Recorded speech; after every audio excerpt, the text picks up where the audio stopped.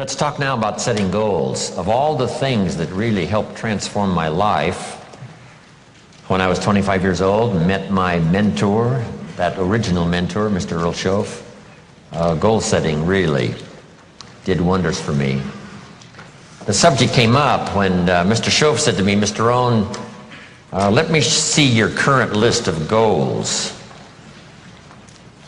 And he said, let's go over them. He said, I've got some experience, and let's talk about it. Maybe I can give you some help. And I said to him, I don't have a list. He said, wow. If you don't have a list of your goals, he said, I can probably guess your bank account within a few $100s, which he did. And that got my attention. So here was my response. You mean to tell me if I had a list of my goals, it would make a difference in my bank account? He said, a drastic difference. So that got my attention. I thought, well, I've got to learn how to set goals. And when I learned it, it changed my life forever. Now I've been teaching it now all these years, trying to help people get a better vision of the future. Okay, so make this note. The future is where we're going. You know, the past is where we've been, present is where we are, and the future is where we're going.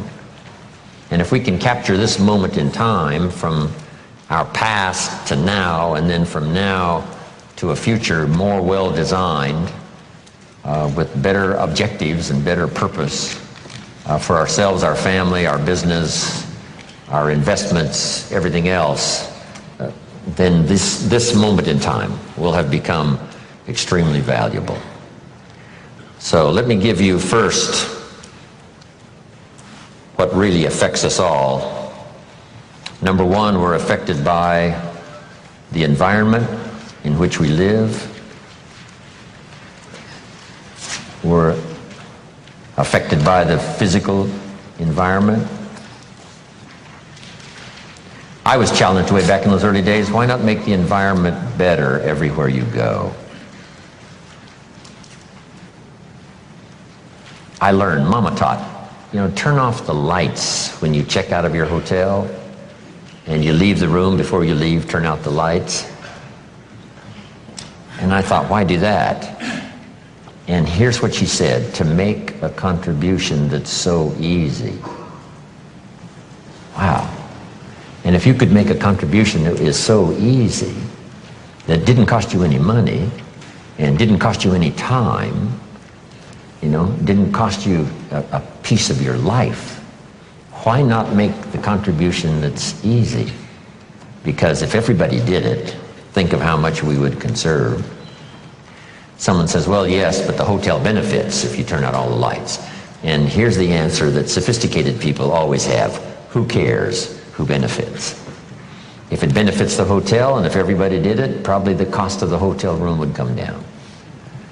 So every benefit you can give, every benefit you can share, because here's what happens. If you learn to give, you will what? Receive. Maybe not in the manner in which you gave, maybe not in like kind. Someone will save energy for you because you saved energy for them. But in some mysterious ways, it always comes back to us. If you give, you will receive. In fact, here's what it says, that for the uneducated is a little bit strange. It says it's better to give than it is to receive. Now see, if you didn't understand, you would say, that doesn't quite make sense. Surely it would be better to receive than to give, and the answer is no. It is much better to give than to receive. And here's why. It's what we call having intelligent self-interest. Nothing wrong with self-interest as long as you do it the intelligent way. Here's the key. Giving, it's better to give than it is to receive because giving starts the receiving process. So to act intelligently in your own self-interest, which is good, it's much better to give than it is to receive. Because if all you do is receive, that may be very limited. But if you give, and giving starts the receiving process coming your way from unknown resources and from unknown places. Back it comes around to you because you became a giver. That's one of the unique mysteries of life. We give to receive, and it's better to give than it is to receive. So that's what Mama said. Turn out the lights, make a contribution. Why not make the easy ones? Here's what else. We talked about it at our lunch break today to those who were there. It raises your self-esteem, plus your self-respect, that you do things that the average person doesn't do. Maybe if they were taught, they would. Maybe if somebody mentioned it, they would. But it's easy for most everybody to just go on their way, and if they're not interrupted by a good idea that says, hey, it's so easy to make a contribution, this one would be easy. Turn out the lights when you leave the hotel room and make a contribution. That's interesting.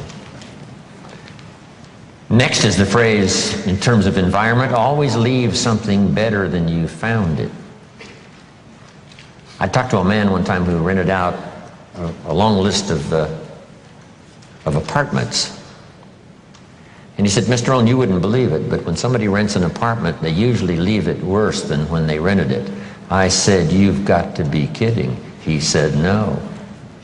A high percentage of people leave it trashed. If they stay 6 months or stay 1 year, they leave it trashed. Not just not better, but trashed. I said, that's impossible. Why would anyone do that? Mama said to me, no, leave it what? Better than you found it. See, that's just a commitment to your own self-esteem. And why not do it if it makes a contribution to your self-esteem? It's called intelligent self-interest. Intelligent self-interest. Self-interest says, I wish to be ruler over many. And intelligent self-interest says, I understand how to do that. Be faithful when the amounts are small. If you'll take care of the few, we will someday give you a position of very high importance over many. But if you don't be disciplined when the amounts are small, why would we trust you when the amounts are large? Brian mentioned that earlier. Why would life give you a fortune to manage if you couldn't manage the gifts of a few? Interesting philosophy to consider, okay? Your own self-interest. Leave the contribution. I'm even aware of it when I leave a restaurant and I get me a toothpick, right? And you take off the little cellophane off the toothpick. It's easy to throw it by the cash register, right, or somewhere where it looks like other people have done the same. Mama said, put it in your pocket. Somebody says, wow, a little piece of cellophane, what difference does it make? It doesn't make that much difference, only in your self-respect. Take your trash home and deposit it. How much does it cost to clean up the trash on the highways in America? Mega millions. Wouldn't people take home their own trash and deposit it there rather than scatter it on the highways across America? And the answer is most people do not. It's so easy to throw it out the window. But now, add this, it's so easy to keep it in your car and have a few more points in your favor on self-esteem, feeling good about yourself, doing things that most people don't do. If everybody did it, what a different country we would have. But it doesn't really matter. You say, well, if everybody's going to do it, why shouldn't I do it? And the answer is for your own dignity and for your own self-esteem. You do things that most other people allow themselves to do that you don't do. And so when I talk about the environment, now we're affected by the political environment and the social environment, and we're affected by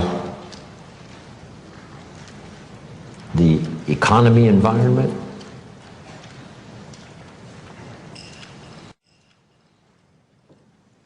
All of us are persuaded in one way or another to live like we live.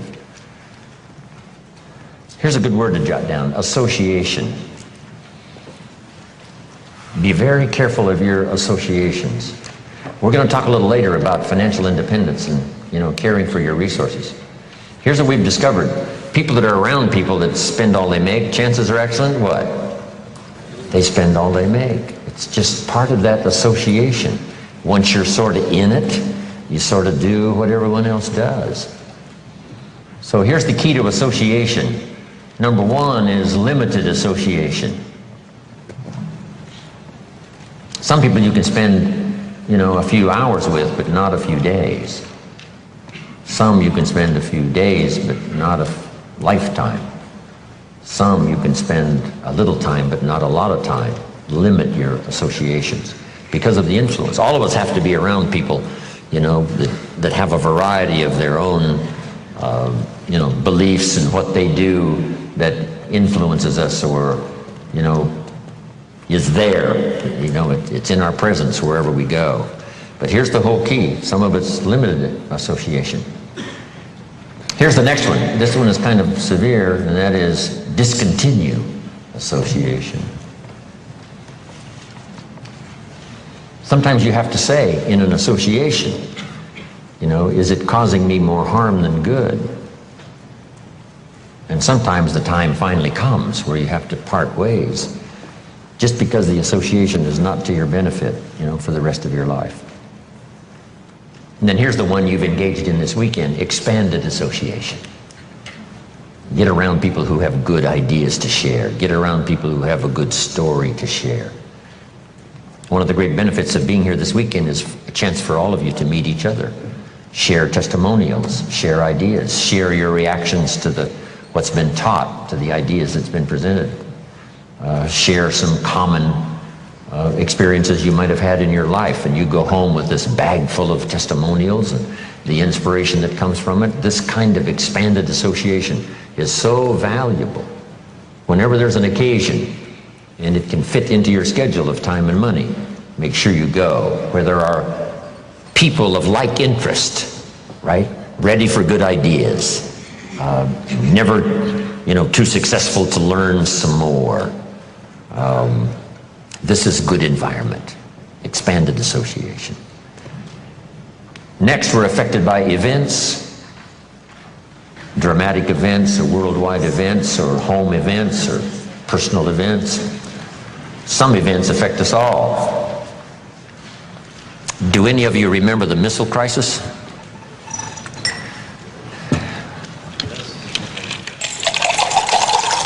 Hey, there's a few of us go back that far, right? Come on. Do I have a little company here? Anybody remember the missile crisis? Okay, I got a little company here. Khrushchev has his missiles on the way to Cuba. John Kennedy finds out about it and calls and says, "Mr. Chairman of the Communist Party, Russia, you cannot put your missiles in Cuba." And Khrushchev says, "Young Mr. President, you don't understand. This is Nikita Khrushchev. And we are the Soviet Union, and we will put our missiles wherever we please." And that started an incredible crisis known as the missile crisis. John Kennedy said, "Mr. Khrushchev, listen carefully. You can't put your missiles 90 miles from Florida." And Mr. Khrushchev said, "Well, Mr. President, I hate to inform you, but the missiles are already on the way." And John Kennedy said, "Mr. Khrushchev, we will not let those missiles arrive." Next conversation. Nikita Khrushchev says, "Mr. President, you don't understand. If you touch those missiles that are on the way, it means war." Last conversation. John Kennedy calls, says, "Mr. Khrushchev, I must inform you, sir, in all seriousness. If it is war, Russia will cease to exist." That's a heck of a conversation, isn't it?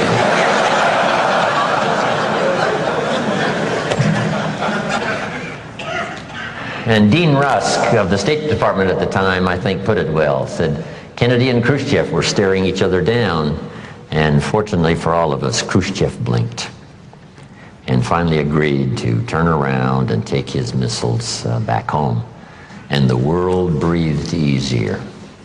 Back then, some of you might remember, we were digging bomb shelters in our backyards, right? This whole thing about atomic war finally became a reality, and we were saying, wow, surely not, for the sake of our children and our grandchildren. And I'm sure that the Russian officials and Soviet Union officials and Nikita Khrushchev finally decided, for the sake of their children and their grandchildren, there was no need to have this confrontation with the United States. But it was so close.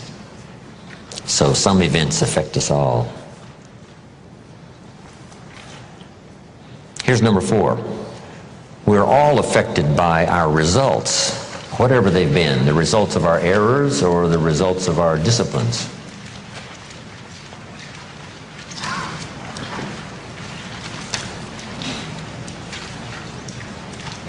Now here's what's so staggering about being a human being. It's possible immediately upon decision to start a new program of changing results.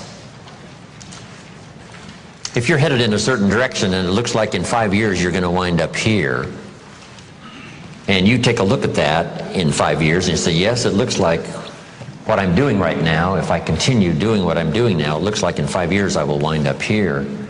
Let's say that suddenly, on careful consideration, you decide that's not a very good place. That's not a very exciting place to arrive.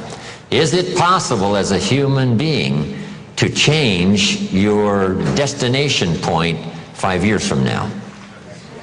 And the answer is yes. See, that is so extraordinary. No other life form can do that.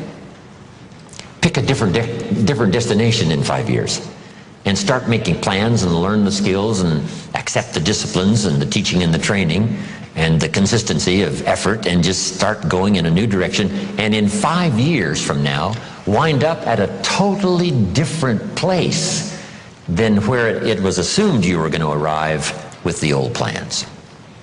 Only human beings have this extraordinary ability to change the outcome, to pick a new direction and go that way, to pick a more certain place to go and read the books and attend the classes and develop the disciplines and find the people and do the business, whatever, that takes you to that new destination. So we're affected by that. Next, we're affected by knowledge. Whatever you know has brought you to where you are. What you've missed in the past, right? At this particular moment, you could have arrived at a much better place if you hadn't missed what you missed in the past. But now knowledge can turn it all around. Knowledge can start us on a new track. Knowledge can help us not only to review the past, but to peer into the future and say, would it be possible to have a more unique design for the future than what I've had in the past? And the answer to all of that is yes. So these 5 things primarily were affected by it. No, here's the 5th one. Environment, events, results, knowledge. And here's number 5, because we're going to do our goals workshop. We're affected by our dreams. Our ability to see the future and give it design. Things, places, people, career, fortune, whatever might become important to you for the balance of your life, or especially over the next 10 years. It's possible to reach into the future personally. Now, most of the time we don't do it. Here's why we don't really reach into the future. Here's why we don't really reach into the future. We're trapped either by regret of the past or the routine of the present. So busy with the routine of the present, we don't give much thought to designing the future. Or trapped by the past, with regrets of past losses and past failures and past mistakes. And we relive it over and over again, not to the benefit of changing it for the future, but just because, we feel that our lives have been less than favorable simply because of all the things that's happened to us in the past. But here's the real key, is to spend some time, and usually we don't do it until someone comes by and offers the suggestion.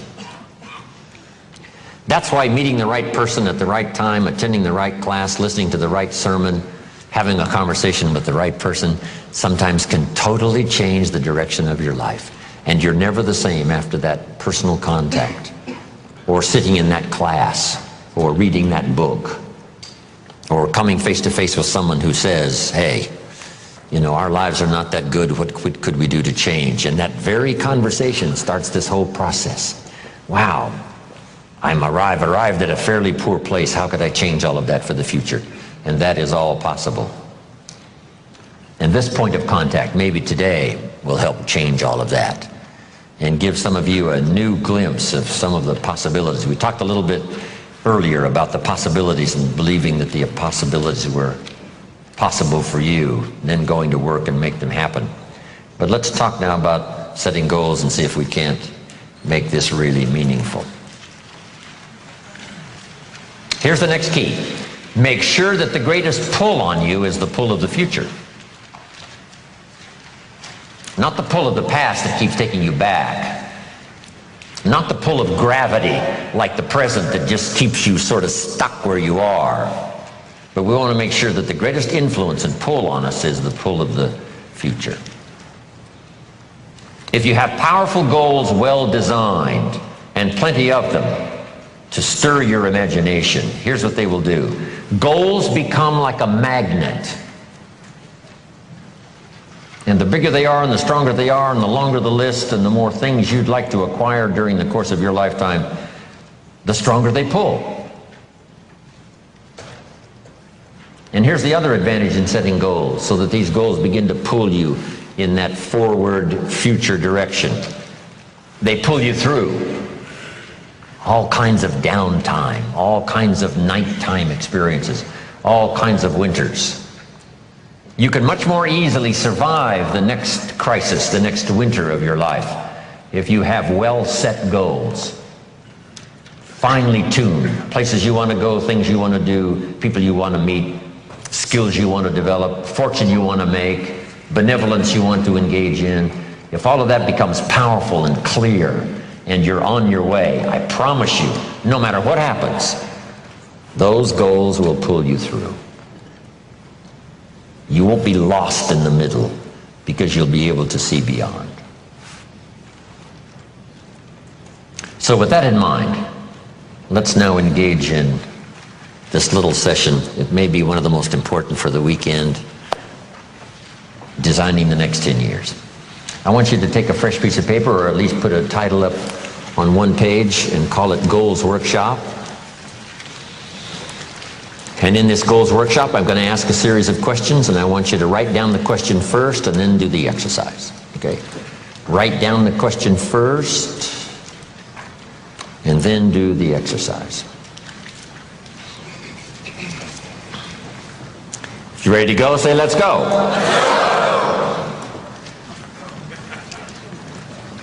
Here's number one.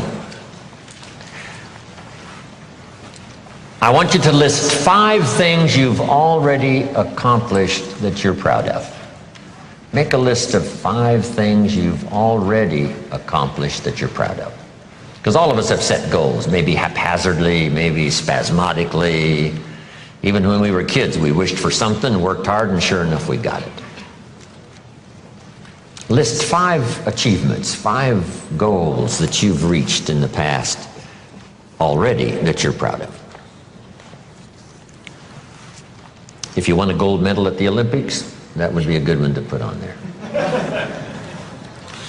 Whatever you've accomplished, just a list of 5 things. This is just a little review that, we're not sitting in a very bad place. We've all accomplished some things. Some of us, a lot of things. When you're working with children, this is a good exercise to start with. What have you already accomplished that you're proud of? In this little country town in Idaho, I graduated third in my class in high school. And I'm going to another class reunion in September. I graduated in 1949, third in my class. I was pretty proud of that, because I wasn't the smartest kid in the world. But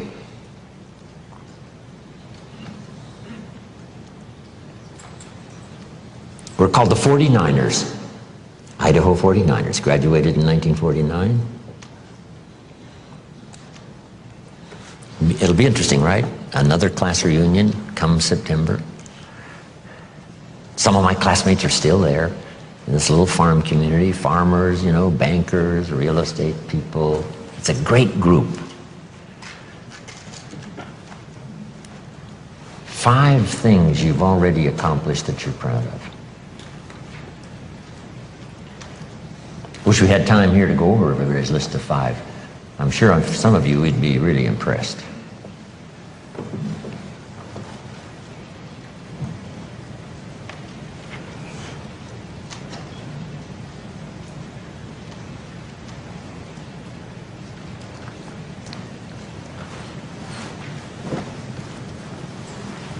Five things, 5 achievements.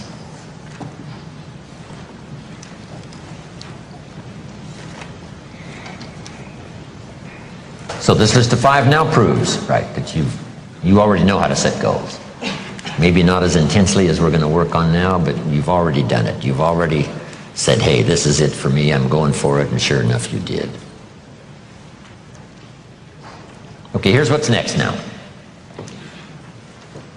I want you to make a list. What are the 50 most important things you can think of that you want to accomplish and have in the next 10 years? So just put at the top of this now, my 10-year goals, and I want you to make a list of at least 50 items. Little things, big things, and it doesn't matter what they are. Now this list does not mean the list of the things you think you can acquire. This is a list of the things you want. Just let your mind run free. A list of 50 items that would really do it for you in the next 10 years. If you had this, if you went to these places and met these people, and if you had these skills and these investments, education for your children, all the rest of it. So I want you to take the time now. And I want you to go right down the page, not side by side on your goals, right down the page, because we're going to do something with this list a little later. Right down the page, 50 items.